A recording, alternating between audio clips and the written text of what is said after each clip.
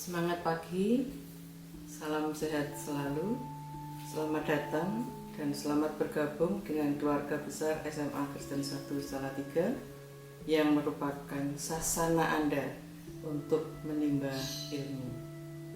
Hari ini kita akan belajar pendidikan kewarganegaraan dan mata pelajaran ini tentu bukan mata pelajaran yang asing bagi Anda karena Anda sudah menerima materi ini sejak Anda duduk di sekolah dasar sampai di SMP. Nah, anak-anak yang terkasih di dalam Tuhan, tetap semangat ya, walaupun masih belajar di rumah. Ya. Sebelum kita masuk lebih jauh pada pembelajaran PPKN, maka terlebih dahulu Bu Ertin akan memberikan penjelasan tentang kompetensi inti dan kompetensi dasar yang menjadi materi pokok di dalam pembelajaran PPKN, serta akan juga dijelaskan kriteria ketuntasan minimal yang harus Anda peroleh dan sistem evaluasi apa yang akan kita lakukan bersama-sama. Coba Anda perhatikan slide yang berikut ini ya. Bertin akan tayangkan tentang kompetensi inti yang menjadi sumber pokok di dalam kita mempelajari PPKN, khususnya pada semester yang pertama ini. Yang pertama yaitu kompetensi inti yang terkait dengan sikap spiritual. Nah, pada kompetensi ini apa yang ingin dicapai adalah bagaimana Anda bisa menghayati dan mengamalkan ajaran agama yang dianut. Kompetensi sikap spiritual ini dijabarkan ke dalam 4 kompetensi dasar. Itu kompetensi dasar pertama, coba Anda baca itu di tayangan slide ya. Mensyukuri nilai-nilai Pancasila dalam praktek penyelenggaraan pemerintahan negara sebagai salah satu bentuk pengabdian kepada Tuhan Yang Maha Esa. Kemudian kompetensi dasar yang kedua, menerima ketentuan Undang-Undang Dasar 1945 yang mengatur tentang wilayah negara, warga negara, dan penduduk. Kemudian kompetensi yang ketiga, yaitu menghormati nilai-nilai yang terkait dengan fungsi dan kewenangan lembaga-lembaga negara menurut UUD 1945 dalam bentuk sikap beriman dan bertakwa. Adapun kompetensi dasar yang keempat yaitu menghormati hubungan pemerintah pusat dan hubungan pemerintah daerah menurut UUD 1945 sebagai anugerah Tuhan. Kemudian untuk kompetensi inti yang kedua yaitu sikap sosial. Pada kompetensi ini yang dikembangkan adalah bagaimana menunjukkan perilaku jujur, disiplin, tanggung jawab, peduli, santun, dan seterusnya. Nah, pada kompetensi kedua ini juga dijabarkan ke dalam 4 kompetensi dasar, yaitu yang pertama, menunjukkan sikap gotong royong sebagai bentuk penerapan nilai-nilai Pancasila dalam kehidupan berbangsa dan bernegara. Bersikap peduli terhadap penerapan ketentuan UUD 1945 yang mengatur tentang wilayah negara, warga negara, penduduk, agama dan kepercayaan, serta pertahanan dan keamanan. Kompetensi dasar yang ketiga, bersikap peduli terhadap lembaga-lembaga di sekolah sebagai cerminan dari lembaga negara. Dan kompetensi dasar yang keempat, yaitu bersikap peduli terhadap hubungan pemerintah pusat dan daerah yang harmonis di daerah setempat. Kemudian kompetensi inti yang ketiga ini berhubungan dengan pengetahuan, yaitu bagaimana kita atau Anda memahami, menerapkan, menganalisis pengetahuan faktual, konsep prosedural dan seterusnya. Nah, pada kompetensi ini juga dijabarkan dalam 4 kompetensi dasar. Yang pertama, menganalisis nilai-nilai Pancasila dalam kerangka praktek penyelenggaraan pemerintahan negara. kompetensi dasar yang kedua, menelaah ketentuan UUD 1945 yang mengatur tentang wilayah negara, warga negara dan penduduk, serta agama dan kepercayaan dan pertahanan keamanan. Kemudian kompetensi dasar yang ketiga adalah mendemonstrasikan hasil analisis tentang fungsi dan kewenangan lembaga-lembaga negara menurut UUD 1945. Sedangkan kompetensi dasar yang keempat adalah merancang dan melakukan penelitian sederhana tentang hubungan pemerintah pusat dan daerah setempat menurut Undang-Undang Dasar 1945. Nah, dari 3 kompetensi inti dan yang masing-masing dijabarkan ke dalam 4 kompetensi dasar, maka pada semester 1 ini untuk ruang lingkup materi yang akan kita bahas itu terdiri dari 4 bab. Bab yang pertama atau bab 1 itu tentang nilai-nilai Pancasila dalam kerangka praktek penyelenggaraan pemerintahan negara. Bab 2, ketentuan Undang-Undang Dasar Negara Republik Indonesia tahun 1945 dalam kehidupan berbangsa dan bernegara. Bab 3, kewenangan lembaga-lembaga negara menurut Undang-Undang Dasar 1945, dan bab keempat adalah hubungan struktural dan fungsional antara pemerintah pusat dan pemerintah daerah. Nah, anak-anakku yang selalu berbahagia, selalu semangat ya. Untuk standar penilaiannya, untuk kriteria ketuntasan minimal yang harus dicapai dalam mata pelajaran PPKN adalah 7,20. Sehingga pada akhir semester Anda harus mencapai ketuntasan 7,20 untuk mata pelajaran PPKN.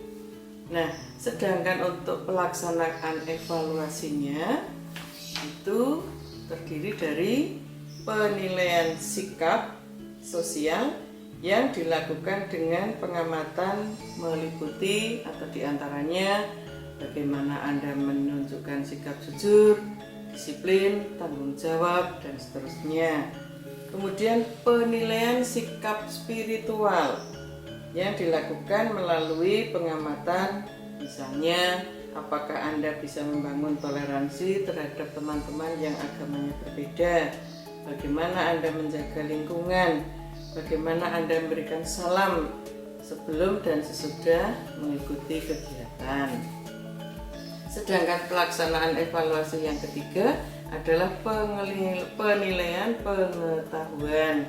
Nah, ini yang selalu harus diperjuangkan karena penilaian pengetahuan ini meliputi ulangan harian, tugas, kemudian penilaian tengah semester dan penilaian akhir semester. Nah, ini beberapa hal yang perlu Bu Ertin sampaikan terkait dengan bagaimana kita akan mempelajari PPKN, dengan materi apa yang harus dibicarakan, kemudian standar penilaian minimalnya berapa, dan kemudian cara pelaksanaan evaluasinya bagaimana. Nah, tentunya nanti untuk pelaksanaan ulangan harian atau ulangan tengah semester tentu akan Bu Ertin umumkan paling tidak 1 minggu sebelum kegiatan ulangan. Sedangkan untuk penilaian tugas itu akan kita lakukan pada akhir setiap pertemuan dalam proses belajar. Nah, sedangkan sumber belajar itu Anda bisa memanfaatkan buku paket PPKN yang itu tersedia di perpustakaan. Kemudian juga LKS.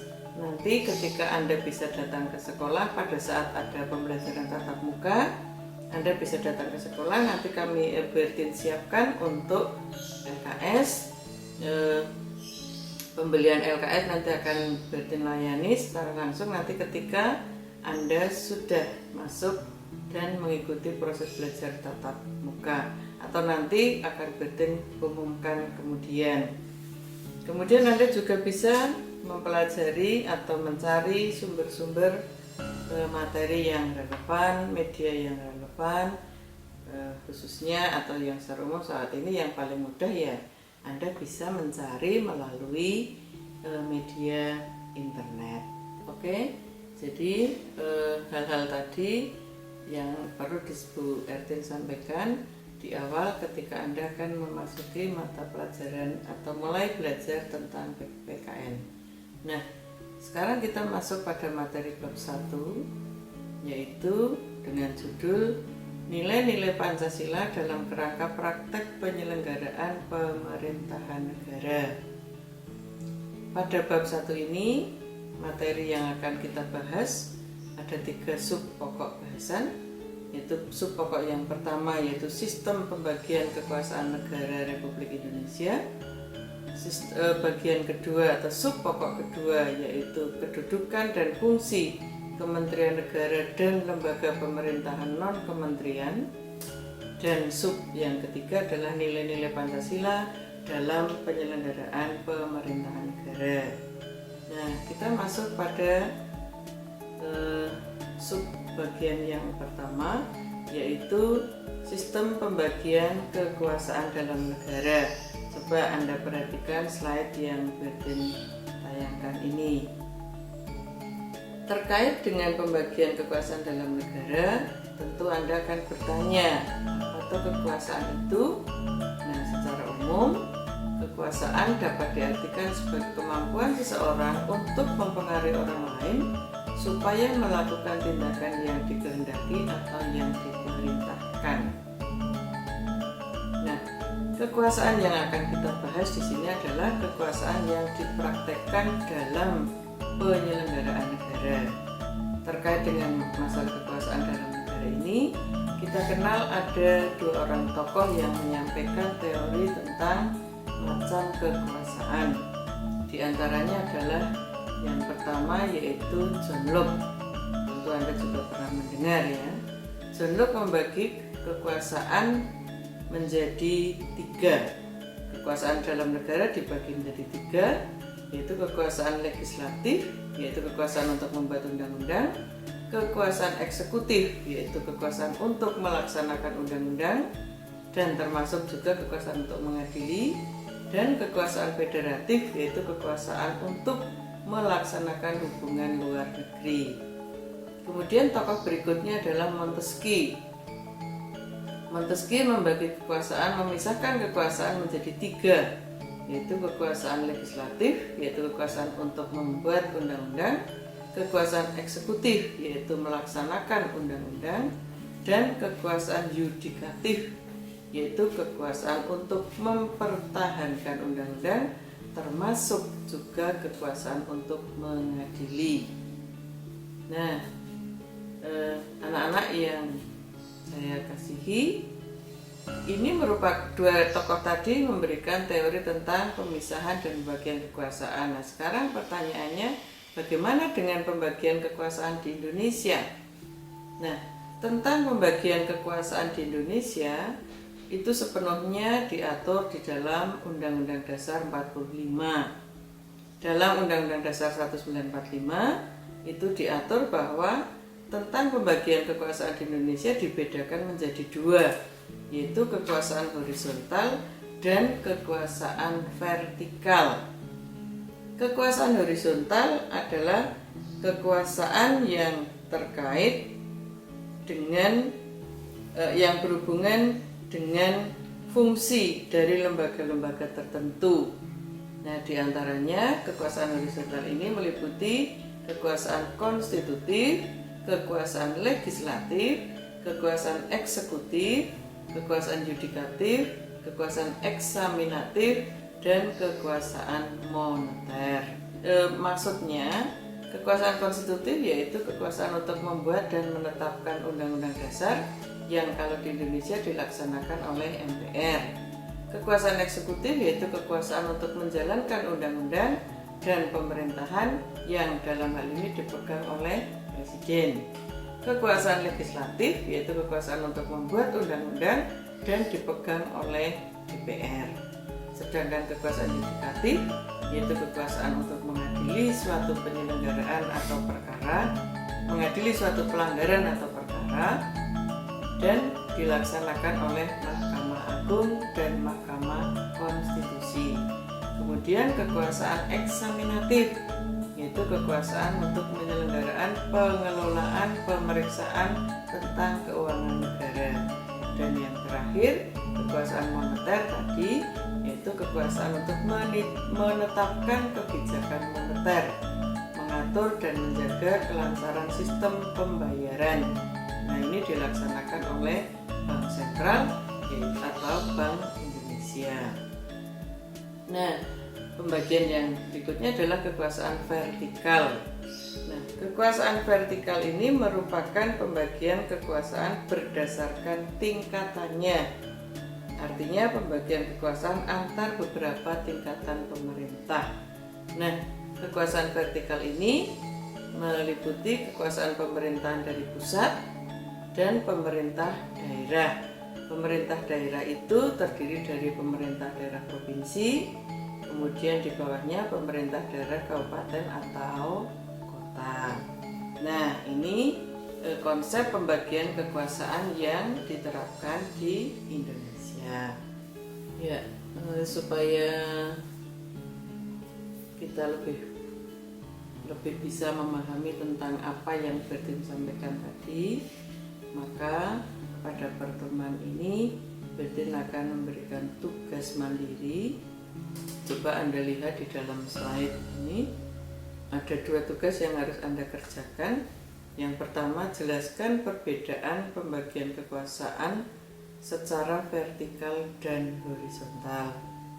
Yang kedua, sebut dan jelaskan 3 macam kekuasaan yang diberikan oleh Montesquieu. Nah, coba sekarang Anda kerjakan. Kalau tadi tidak sempat mencatat dalam materi slide yang Bertin sampaikan, Anda bisa cari di media internet. Ya, sekali lagi, jelaskan perbedaan pembagian kekuasaan secara vertikal dan horizontal. Yang kedua, sebut dan jelaskan 3 macam kekuasaan negara menurut Montesquieu. Oke, selamat bekerja. Jadi tunggu ya, nanti disampaikan dan diberitahukan atau dikumpulkan kepada Bertin. Nanti akan saya beritahu lebih lanjut. Ya, terima kasih.